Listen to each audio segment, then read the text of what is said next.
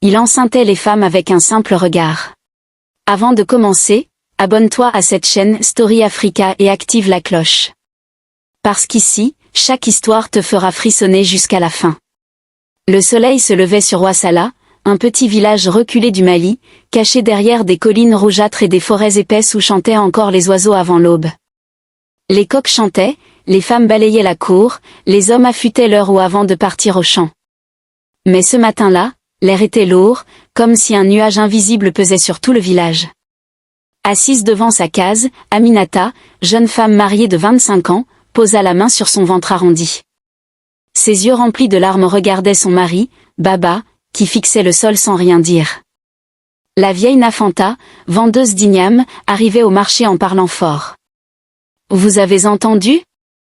Aminata est enceinte, mais Baba était en voyage à Bamako ce mois-là. » Une autre femme, Djenba, écarquilla les yeux. « Là alors, qui ?» Nafanta s'approcha d'elle et murmura presque.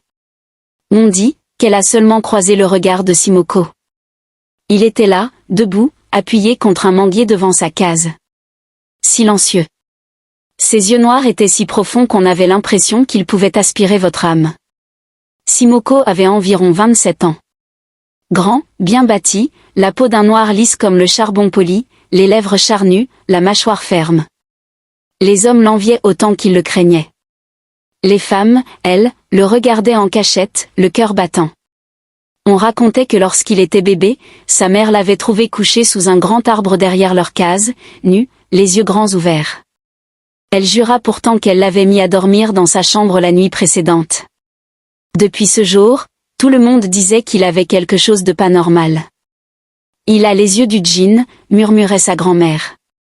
Quelques semaines après Aminata, une autre femme tomba enceinte. Puis une autre encore. Et toutes racontaient la même histoire. Je suis sortie chercher du bois, je l'ai vu. Il m'a regardé. Cette nuit-là, j'ai rêvé de lui. Les maris commencèrent à murmurer entre eux. Les plus violents menacèrent de le tuer. Mais leurs femmes les suppliaient. Non, laissez-le, c'est un don de Dieu. Un soir, Baba rassembla les hommes sous le grand karité du village. Assez de ce démon. Il souille nos femmes.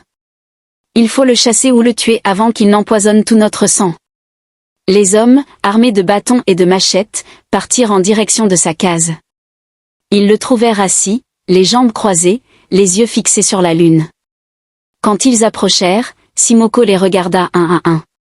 Leurs corps se figèrent, comme glacés. Le plus courageux tenta de lever son bâton, mais ses bras devinrent lourds comme du fer.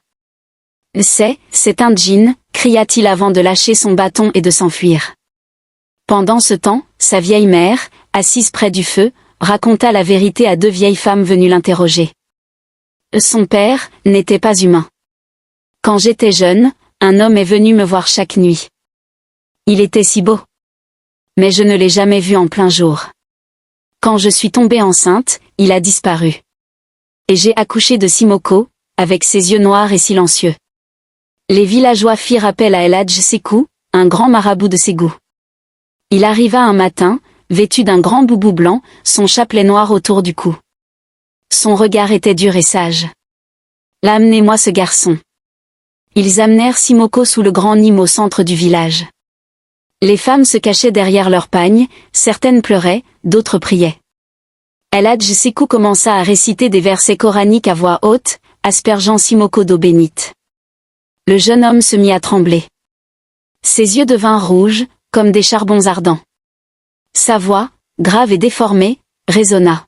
« Vous ne pouvez rien contre moi, je suis né de l'union des mondes. » Le marabout continua, sans peur, récitant la Ayatul Kursi encore et encore. Les arbres autour d'eux se mirent à craquer comme sous une tempête invisible. Après des heures de prière, Simoko leva la tête vers le ciel, ses larmes coulant sur ses joues noires. « Je n'ai jamais voulu ça, je voulais juste être comme les autres. » El Hadj Sekou s'arrêta un moment et dit aux villageois. « Vous devez savoir, si vous le tuez, cette malédiction se répandra sur tout le village pour l'éternité.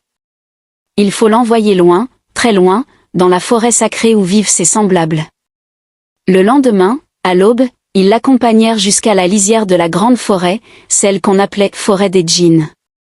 Il marcha sans se retourner, son pagne flottant derrière lui, ses épaules larges, sa silhouette s'enfonçant dans l'obscurité des arbres immenses. Les femmes pleuraient en silence. Certaines caressaient leur ventre, se demandant si leurs enfants auraient ces yeux noirs profonds. Depuis ce jour, dit-on, il erre dans la forêt. Parfois, le soir, quand le soleil se couche derrière les collines rouges, on le voit marcher entre les troncs d'arbres, ses yeux brillant dans la pénombre. Et ceux qui croisent son regard ressentent un frisson brûlant parcourir tout leur corps. On raconte qu'un jour, un enfant né avec ses yeux noirs reviendra au village. Et que ce jour-là, la frontière entre les hommes et les djinns disparaîtra pour toujours.